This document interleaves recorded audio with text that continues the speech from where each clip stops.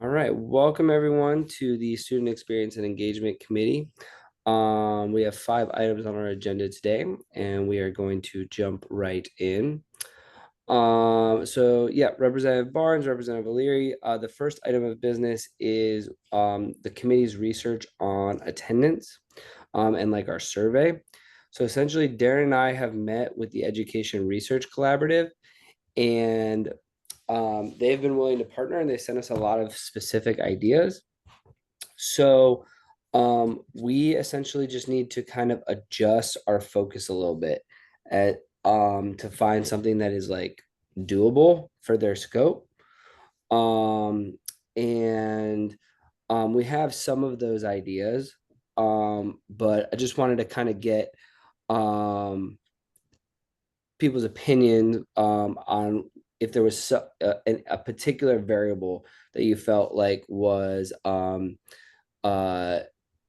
most like best to focus on. Um, one of the things that they said they could support with was examining the relationship between attendance and school climate.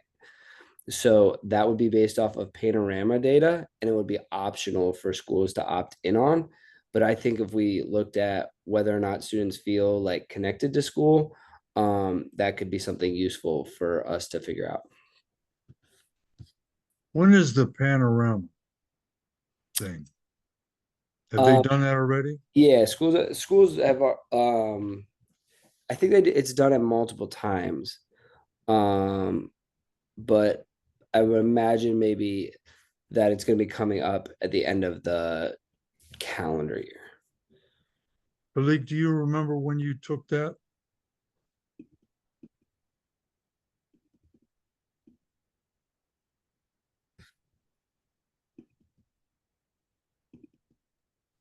Click you're on mute. Also, Eric will be joining in about 5 minutes. Right. Okay, I'm having like quite trouble. Can you repeat what you just said? Oh, Yeah, Yeah. did you do the panorama survey already this year? I believe I did. Okay. So some schools already have it done. So I think that would be one route to go. Um, and then they also said they could facilitate listening sessions or focus groups, which would be great. So I think at this point we don't need to decide what to do. Darren and I can continue to meet and then follow up with Dara. But I just wanted to get the committee's permission to kind of focus and target on something more specific.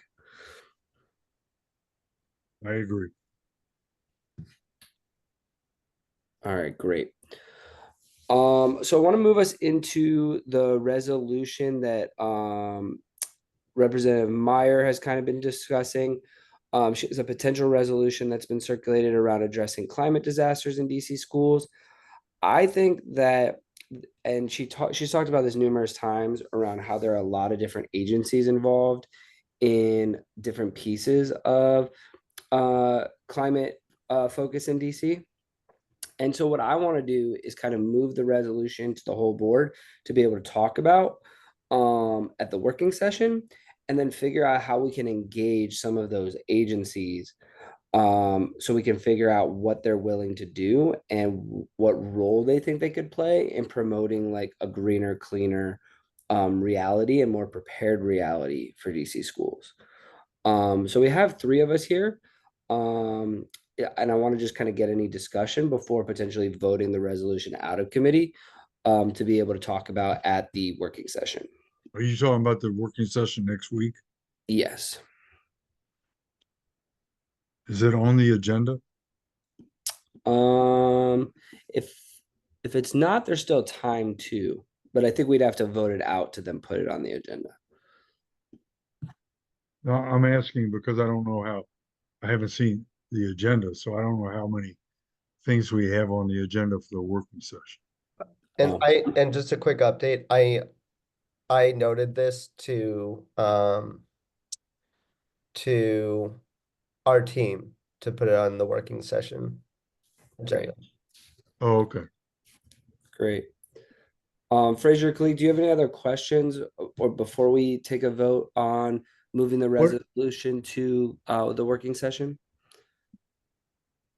I guess my question would be the how rather Mhm. than the what. And I don't know what the how is. I think that's And part of the discussion. The discussion, I think, would be to figure out the how with the whole board, um, to figure out, given our position in this system, how do we engage other agencies that actually will do this work, and see what they think is within their capacity. because when we're talking about a climate disaster, all right, Mhm. I know that in the sort of in the back of our heads is the smoke from Canada or whatever, Right. which was like the first time we've had that kind of a thing happen in the city. Hmm. To me, the climate disaster has to do with HVACs in the schools. And that's a big part of it. Exactly. That's one of the pieces that the resolution looks at. And and so DGS would be a prime partner in alleviating that climate disaster. Hmm. Because I know that I've been involved a lot in my time on the board in calling DGS about air conditioning and heating that's not working in buildings, and windows that aren't working, and doors that aren't working, and things like that.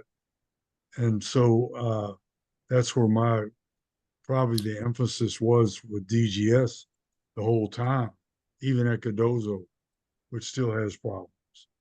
Well, Uh, so that's one of the main things of the resolution. The resolution calls to add DGS to the interagency team that deals with all of these climate aspects in schools, and to particularly focus on infrastructure. because they brought it up at our last meeting, Correct. and DGS was not. I think I even asked that question. DGS was not a part of the team. Am I wrong about that? No, they weren't initially. And that's what Eric had kind of talked about too. Okay. Yeah. Uh, Yeah. Khalid, do you have any thoughts or comments before we call the vote here? Yeah, I wanted to also like add a couple of things that we definitely should consider, especially within like the educational awareness about it and curriculum. Mainly focusing on how schools specifically can integrate climate education into, in some way, shape, or form, because like going around in the schools, you really don't have too much information or too much knowledge concerning, climate change or just the basic information about, just health within the air in general. Um, Mm. if we begin to start possibly, some hands-on learning experiences like school-based greenhouses or different like projects, because I know we have one environmental science class and we learn a little bit about that.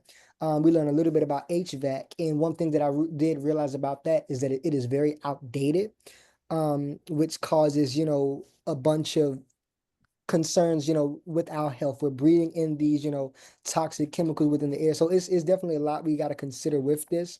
Um, but then also I want to like focus on the equity and accessibility in this type of education. How can we ensure that all DC schools, regardless of where they are or their resources are, have access to these type of information and just simply I believe one of the key focus we have to focus on right now as of now is just the awareness of it, to ensure that we're going, a little bit further, because I believe it's not really talked about as much.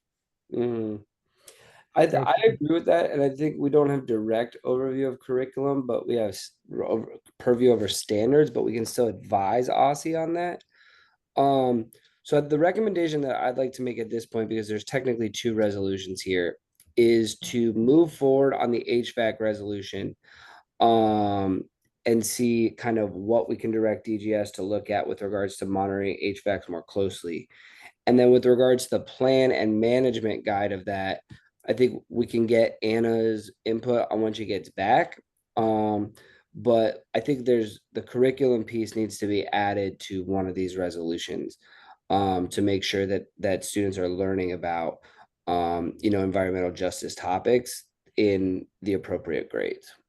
Just to jump in here, I know Kathleen helped sit on the environmental literacy standards group. Mm-hmm.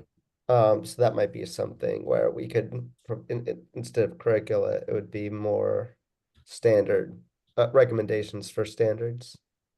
I don't want to make it standards based. I want Okay. to get Aussie to weigh in on the curriculum. I know that we have direct connection over standards, but I don't think that focusing on standards is going to make this come to life for students.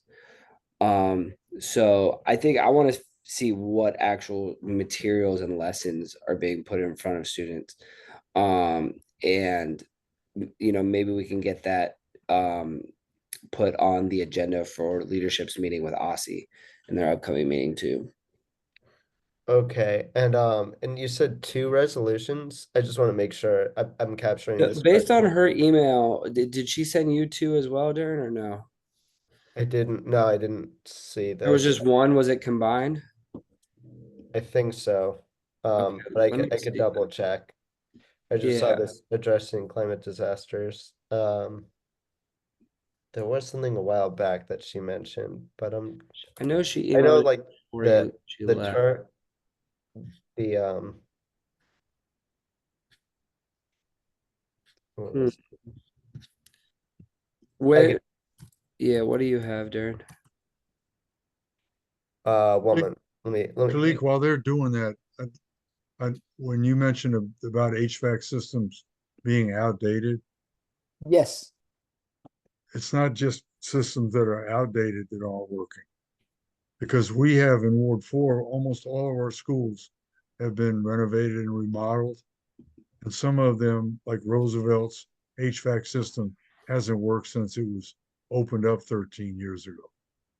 So it's not just old schools like Whittier that that don't have computerized HVAC systems, but it's also the new schools that have computerized HVAC systems that aren't working. Oh, wow. Okay. It's not just old buildings. Yeah, okay. All right. It's the new buildings that have systems that are because it's low bidder kind of things. And so, it's not just the old buildings. Yeah, so Darren, there's only she only sent one, but there are two resolutions. One is to just add DGS to this general emergency response plan. And I think like we should get maybe a full committee buy-in on that. And maybe table that because of what's actually next on the agenda, which is the January public meeting indoor air quality thing. So we can maybe think about how we align that work with the resolution after hearing the panel in January. Yeah, Uh, that's a good idea. and then, but I think the one around like the HVAC monitoring, I would like to bring that to the whole board at the working session to figuring out if we can kind of just look particularly at that one single issue to take stock and get DGS and get some data around that. And that's going to also piggyback onto that HVAC, the air quality panel. Exactly. Yeah. All right. Welcome, Representative Goulet. And my apologies for being late. I had some school pickup issues with the kids. So I'm back in action here. Thanks for your understanding and Yeah, just of keep course. going right along. Cool. So we're talking about some of the issues with the climate disasters and the HVAC issues that Representative Mayer raised. She's taking the lead with two different resolutions.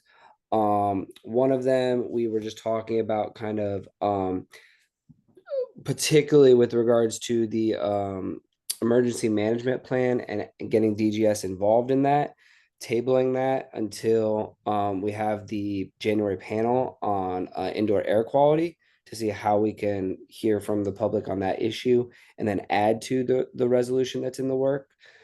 And then there is another resolution around particularly just having DGS take stock of the functioning and quality of HVACs because there is such differences and discrepancies, right, with regards to heating and cooling in schools.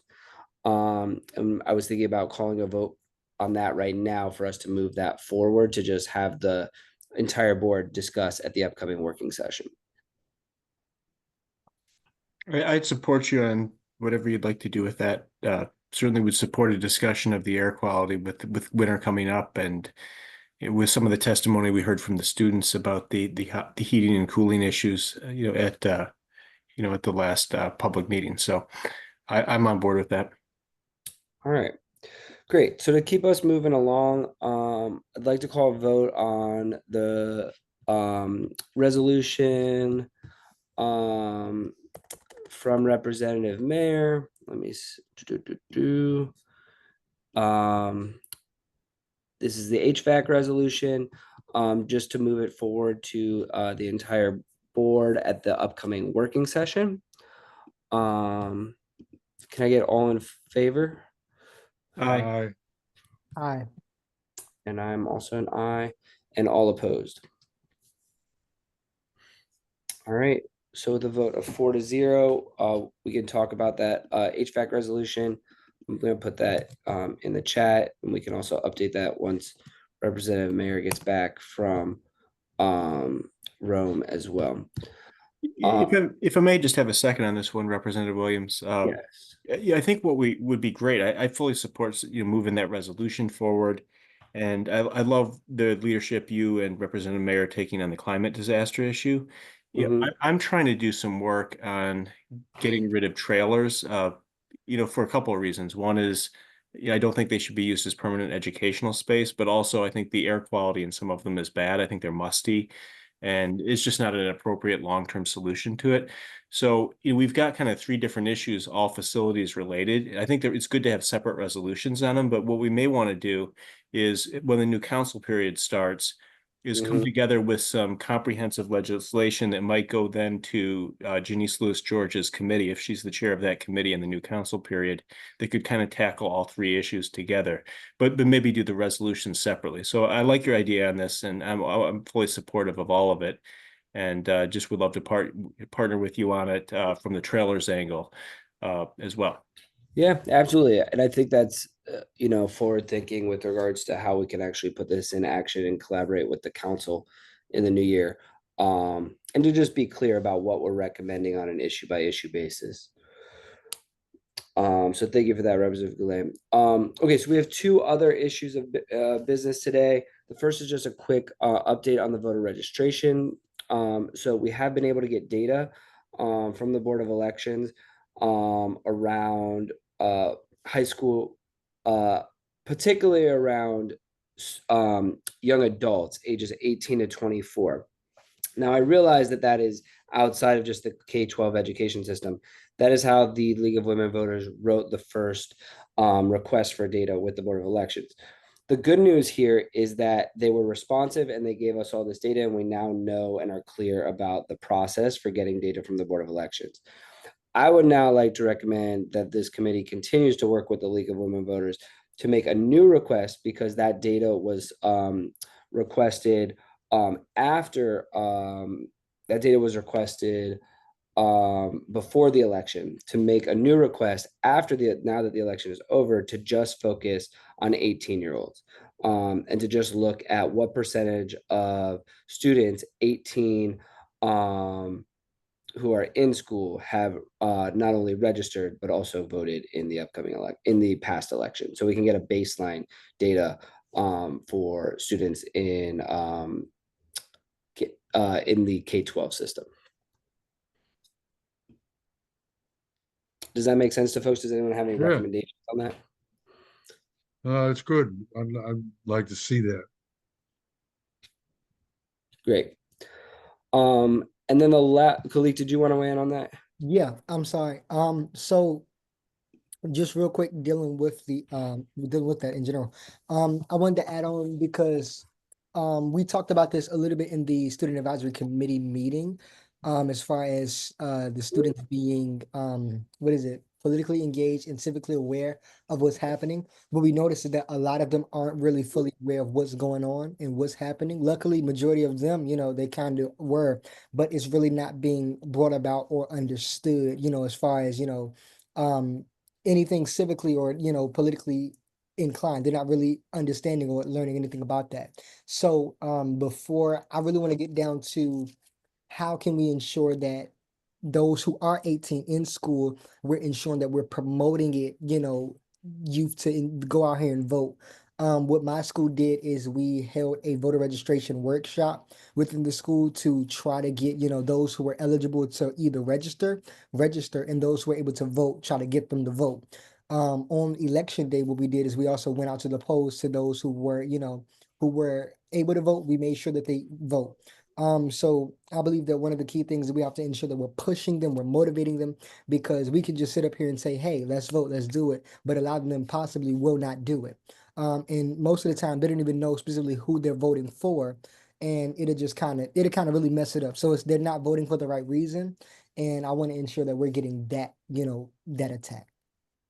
Yeah, and I thank you for that. And I want to weigh in on the context of this work. So we had a robust focus with that in last school year prior to the primary, and then a smaller push in DC this fall as well, where we coordinated trainings with the Board of Election to individual schools, and then we coordinated like those civics engagement lessons as well.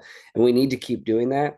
I know that Representative Best has kind of called for a launch of that like in March, because there's like National Civics Week. But also like that does need to be an annual thing. Um, so I definitely want to keep the focus on that, and we can circle back to that. This is particularly just something that we've been working on for over a year now with regards to like getting the data from the Board of Elections so that we can know where we can target our resources and efforts to support students in like the whole host of issues when it comes to being civically literate, getting excited, making a plan, knowing what it means to be an informed voter, and all of those things. Okay, cool. Awesome. So then the last item of business for today is just looking at a debrief of the chronic absenteeism hearings and also the out of school time hearings. So Darren had sent around an update of some of the main issues that were talked about there. And I wanted to kind of get people's reactions and thoughts about where we go next.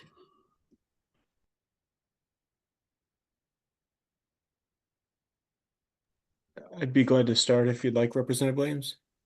That'd be great. Okay, so I testified in support of the legislation for OST. I definitely think that that's one of the key ways that we can get our students into positive activities, particularly after school, that they really enjoy. So I'd love to see an expansion of that. And I think it's worth the resources we put into it if the program is effective. I really wish we had more programs that our youth really wanted to do. I kind of regret that the old Boys and Girls Clubs aren't as robust as they used to be. And I think if we could bring not only that model back, but enhance it with a lot of other options, I think it would be a good thing for reducing youth violence after school. I had a couple amendments I suggested to the bill. I mean, one is I think they recommended 90% of the funds go to nonprofits. I don't see the reason that we would put that in there. It just seems odd to be diverting it towards specific groups. I'd like to let the students pick what they think it should go to, whether that be private groups. And then I suggested also adding to it as amendment number 2, that we allow teachers to be able to get an additional stipend if they do a specific class after school. Like a lot of our teachers who may have a very unique or special interest that they want to share with kids. I know one of the students at Eastern started an amazing esports club. There's other people who have just passions that they could share with the students. And paying our teachers a little bit more to do that, I think would be really beneficial, because it would encourage them to dedicate time out of their busy lives to be able to start a club or a program for youth. So I think that could be beefed up a lot in this legislation, and I would like to see that too. So I supported that. On the issue of the chronic absenteeism and truancy, for me, one of the biggest takeaways, with those hearings and what we heard, was the issue of bullying, and how many of our students just simply don't feel safe at school. And how much of that is due to some of it's due to violence in the community, but a lot of it's due to peer on peer violence, and it's got to stop. I mean, the DC Council went so far overboard in changing discipline policy to where there's no consequence, to where we had our student advocate coming into our board and basically advocating that the only solution really principals felt they had was to move the student who's being tormented instead of dealing with it because they couldn't discipline the students. I mean, this needs to change. I mean, it was very misguided legislation, and we've taken away key tools. I don't think this restorative justice work is working at all. Maybe in a few schools it's working, but the parents I speak with do not want their kids participating in this. They want the bullying to stop. And I think the program is across the board a failure. And I think we need to move on from it and, take the best lessons learned from it, but incorporate that back into actually having consequences for behavior that's persistent and designed to really inflict harm on youth. They don't deserve that, and we need to do better with making sure there's consequences. So that's what I'm going to definitely focus on in the new year with legislation and a resolution. But those is kind of my takeaways from both. Thank you, Representative Goulet. Representative O'Leary, you are muted. My problem hasn't changed since I was teaching, and that is the system doesn't recognize the problem. They don't recognize that they have a truancy problem. They don't recognize that they have an attendance problem. And the restorative justice program can work because I was in a school where it worked perfectly for my last year. It brought attendance up, and it worked. Everything worked, but even the teachers at Cardozo, a lot of them didn't do what they were supposed to do with that program itself. So, in order for us as parents who understand that the way you get stuff done is not by it's okay, baby, it's okay. You gotta be tough and have rules and consequences for things. What Eric's talking about is consequence. The system does not understand how important discipline and consequences are to solving problems. That's not being punitive. It's not being punitive as a coach. If I tell a player that if he doesn't come to practice and if he doesn't go to school and go to class and do the job, he's not going to be on the team. If you have rules, our students react to rules in a positive way if they understand that it's for their benefit. But I'm going to get off of the soapbox for that. But the system doesn't understand.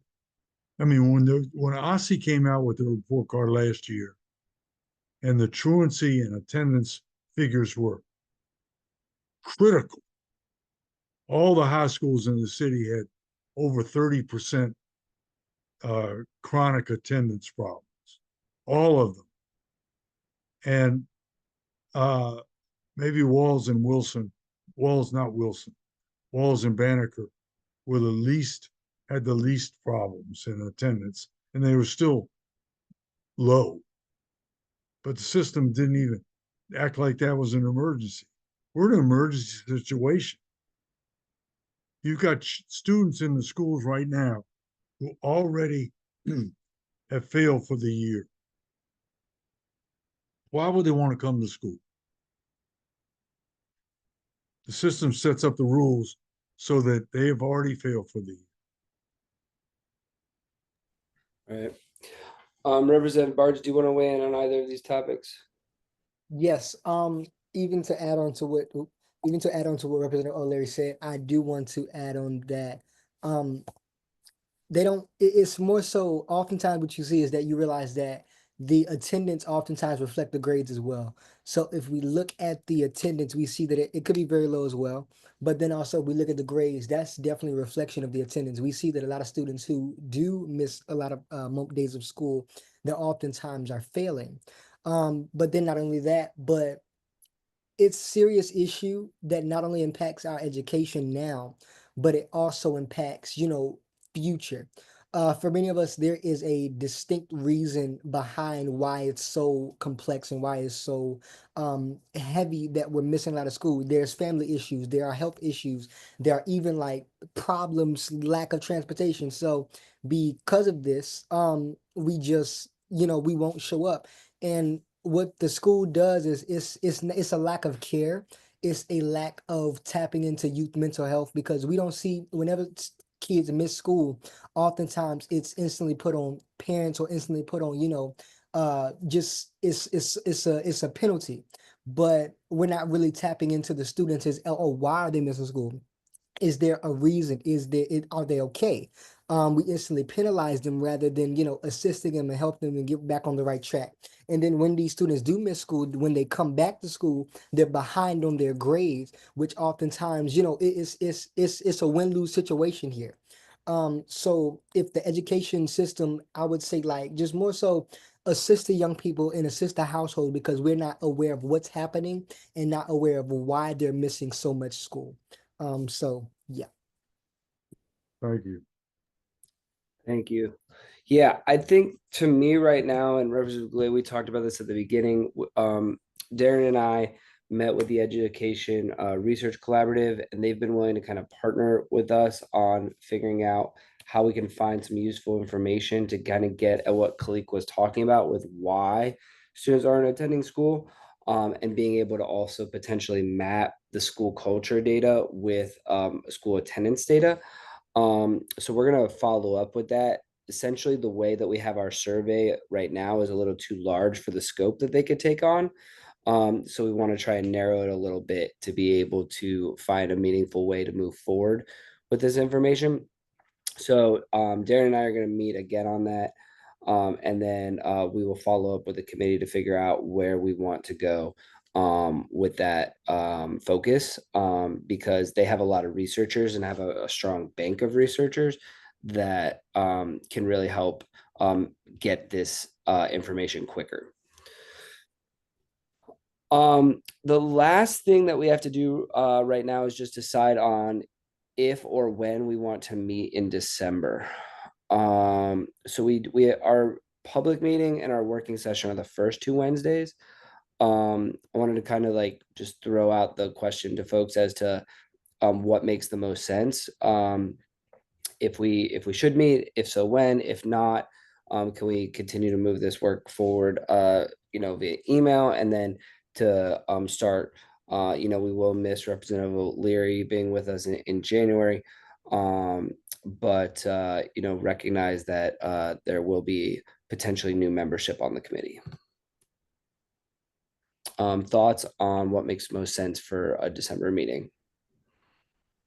I would look to your leadership and to Darren's guidance on this. If you think there's work that needs to be done, I will make myself available for a meeting in December, if that's what you prefer. If you think there's nothing that we need to do that's urgent, I'll leave it up to you. So whatever you think, Mr. Chairman, and if you want to wait to have the discussion later offline, that's fine too. So whatever works for both of you, I'll keep my schedule available and I'll make sure I'm here if you need me. Thank you. Yeah, I'm sorry to interrupt. No, go for it. We should be providing updates soon, just because since it's publicly noticed, it does need like 2 weeks heads up if we do cancel it. So then I could set something up with us to discuss next steps. And I know our working session is coming up as well. Darren, would it be helpful then to set a meeting, and then if Representative Williams thinks there's potentially issues that we have, and then if we don't need it, we could then if nothing that we need, no business we need, we could take it off then. That way It's already set up, but we would need 2 week notice to cancel that meeting. Oh, okay, to cancel as well. Okay. Exactly. So our next meeting is scheduled, or our last meeting for the year is scheduled for December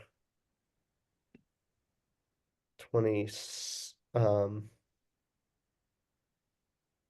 actually, I thought it was scheduled, but I guess it's not. It should have been for the 24th. Christmas Eve? No. I mean, it's like the end of that's why it's not scheduled, but I can do Christmas Eve if you guys want. We'll start the holidays off right there. So whatever works for you and the rest of the no, representatives, I'm good. But I can do it Christmas is. Eve there, and that's fine.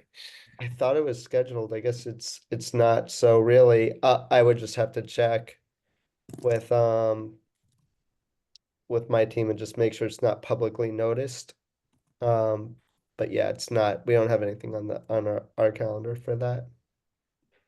So So we would do it the week before, like the 16th or 17th. exactly, it would probably be the 17th.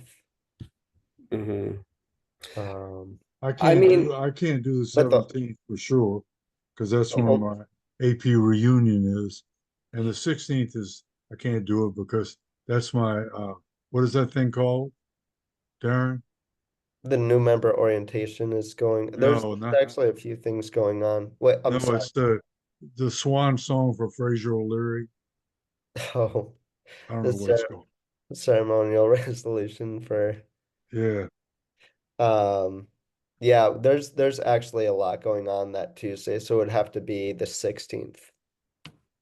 well, the 16th is that day when the SBOE is having the new member and the Oh, old I member think that's thing. the 18th, It's the or 18th. I have it on my the calendar. 18th. Oh, it's the 18th. Oh, what do I have something on the 16th too. Oh, I know what it is. So I'm being, it's there's a new member reception on the 18th right. and a new member orientation on the 16th. I think that on the 16th, I can't make it because I'm being honored for something. Yeah, I think so, Darren. I'm just trying to think through the work and the work projects. I think that the main we don't have a particular resolutions like in comparison to like the Educator Excellence Committee where we would need to like vote on anything in December. Do you think that you and I could meet once or twice to continue to meet with the collaborative so that we can move the survey work forward? And then whatever committee membership looks like in January, we would just involve the committee members in the status of the work in January. And then Yes, and then we could update leadership about the survey and also maybe if we could put that on the agenda for the working session, then I feel like that's all we would need for members to weigh in on, but for you and I to be able to work with Dara. yes, that's what I was going to recommend is in this committee report, just kind of lifting that up for the full work for the full board.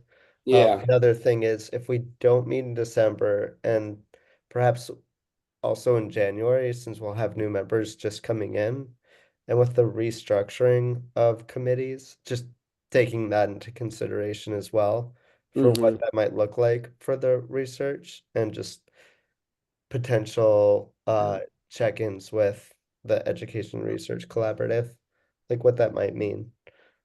Okay. I can connect with you offline about that. Yeah, if you and I can put together a plan with that and just make sure that we continue to move that forward, I don't see a need to meet in December.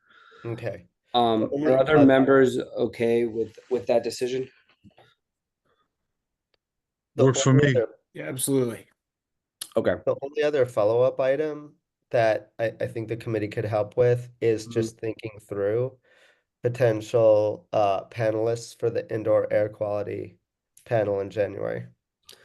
Right, that is yeah, we talked about that differently. Um, I think we need a student representative, which would be good. Um, and then do we have any leads at this any other leads at this point? There's a few, no one I've reached out to just yet is gonna wait until after this committee meeting, but I've also worked with Representative Henderson since he proposed it. There were several public witnesses at our November public meeting talking about indoor air quality. And so just thinking through like outreach to them and including at least one of them. We also have a student advisory committee meeting on December 9th. So these resolutions can go to them, but also maybe a discussion around indoor air quality can go to them as well. I mean, Darren, with indoor air quality, I would love to see a focus on areas where we know it's a problem. So if there's schools that we've identified have had situations where because of antiquated equipment, the air quality really is poor, or they're behind in modernization schedules.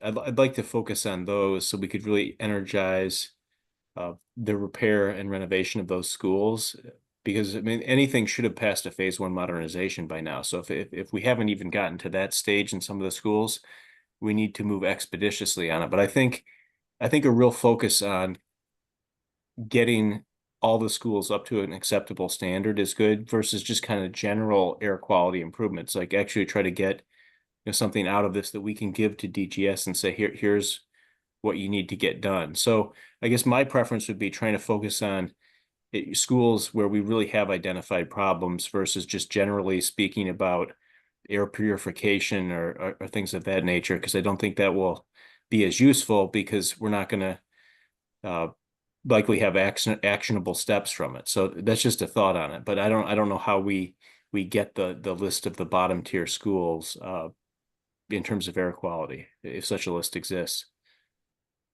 That's a good question. I have a few thoughts on that, but yeah, let me think about like a strategy for getting that. Yeah. Thank you, Darren. I'm gonna have to run out. Are there any last words before we end the meeting and adjourn today? All right, thank you all for being here. And Darren and I will continue to keep the committee and the board updated with regards to the work with the research collaborative. Good evening, man. Have a great Thanksgiving, everyone. Happy Thanksgiving, everybody. Yep, same Bye-bye. deal. Happy Thanksgiving.